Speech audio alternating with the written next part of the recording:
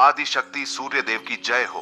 धर्म, कर्म और परिवर्तन के महापर्व मकर संक्रांति की आप सभी को हार्दिक शुभकामनाएं। यह केवल एक तिथि नहीं है, यह हमारे जीवन के अंधकार से प्रकाश की ओर बढ़ने का संकेत है। जब सूर्य देव मकर राशि में प्रवेश करते हैं तो प्रकृति हमें यह सिखाती है कि ठंड, कठिनाई और ठहराव के बाद भी जीवन में नई ऊर्जा, नई दिशा और नई आशा का उदय निश्चित है। ठीक वैसे ही जैसे हमारे जीवन में भी कई बार निराशा, आर्थिक तंगी, बीमारी, पारिवारिक तनाव और मन की उलझनें छा जाती हैं, लेकिन मकर संक्रांति हमें याद दिलाती है कि परिवर्तन संभव है, बस मन को तैयार करना होता है। इस पावन दिन पर यदि आपने कभी ध्यान दिया हो तो सुबह की ठंडी हवा भी एक अलग ही सुकून देती है। ऐसा लगता है मानो जीवन कह रहा हो कि बीता हुआ बोझ अब छोड़ दो। मकर संक्रांति का पहला संदेश यही है कि जो पुराना है, जो दुख दे रहा है, उसे त्याग दो। जैसे लोग इस दिन पुराने कपड़े, पुराने बर्तन, पुरानी आदतों का दान करते हैं, वैसे ही हमें अपने भीतर जमी हुई नकारात्मक सोच, डर, क्रोध और हीन भावना को भी दान कर देना चाहिए। जब मन हल्का होता है तभी लक्ष्मी का वास संभव होता है, क्योंकि जहां मन बोझिल होता है वहां सुख टिक नहीं पाता। इस दिन तिल और गुड़ का महत्व केवल खानपान तक सीमित नहीं है।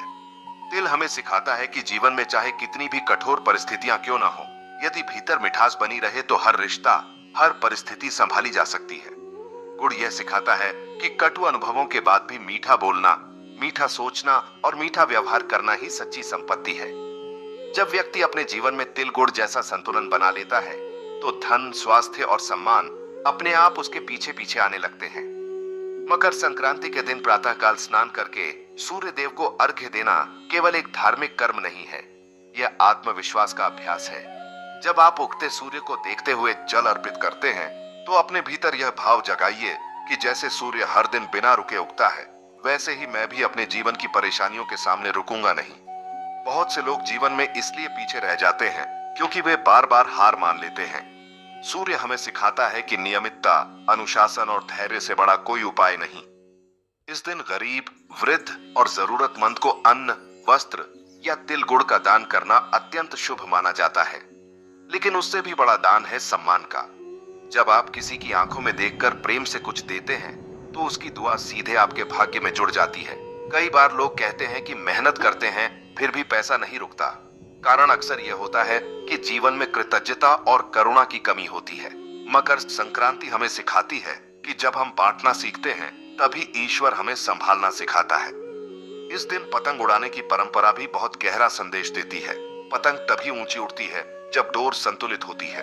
अगर ढील ज्यादा हो जाए तो पतंग गिर जाती है और अगर खिंचाव ज्यादा हो जाए तो डोर टूट जाती है। यही जीवन का सत्य है। धन कमाना आवश्यक है, लेकिन परिवार, स्वास्थ्य और आत्मिक शांति की डोर अगर टूट गई तो ऊंचाई भी व्यर्थ हो जाती है। मकर संक्रांति हमें संतुलन सिखाती है। यही संतुलन स्थायी सुख और समृद्धि का मूल है। इस पावन दिन पर यदि आप अपने घर में सूर्य देव और मां लक्ष्मी का स्मरण करते हुए दीपक जलाते हैं तो उस दीपक की लौ केवल तेल से नहीं जलती, वह आपके विश्वास से जलती है।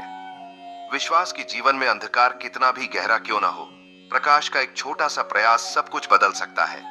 बहुत से लोग जीवन में चमत्कार की प्रतीक्षा करते रहते हैं, लेकिन मकर संक्रांति हमें सिखाती है कि चमत्कार बाहर नहीं, हमारे भीतर से शुरू होता है। जब आप इस दिन अपने माता पिता के चरण स्पर्श करते हैं, बच्चों को प्रेम से गले लगाते हैं और जीवन में जो कुछ भी मिला है उसके लिए ईश्वर का धन्यवाद करते हैं, तब समझिए कि आपने मकर संक्रांति का असली पुण्य प्राप्त कर लिया। क्योंकि जहां रिश्तों में सम्मान होता है वहां कभी दरिद्रता नहीं टिकती।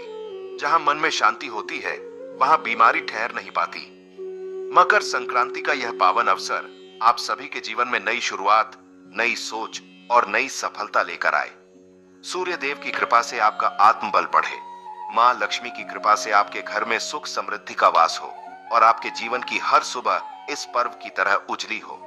यही कामना है कि यह संक्रांति आपके जीवन की सारी रुकावटों को पार करा दे और आपको उस ऊंचाई तक पहुंचा दे जहां से पीछे मुड़कर देखने पर केवल कृतज्ञता और मुस्कान ही शेष रहे।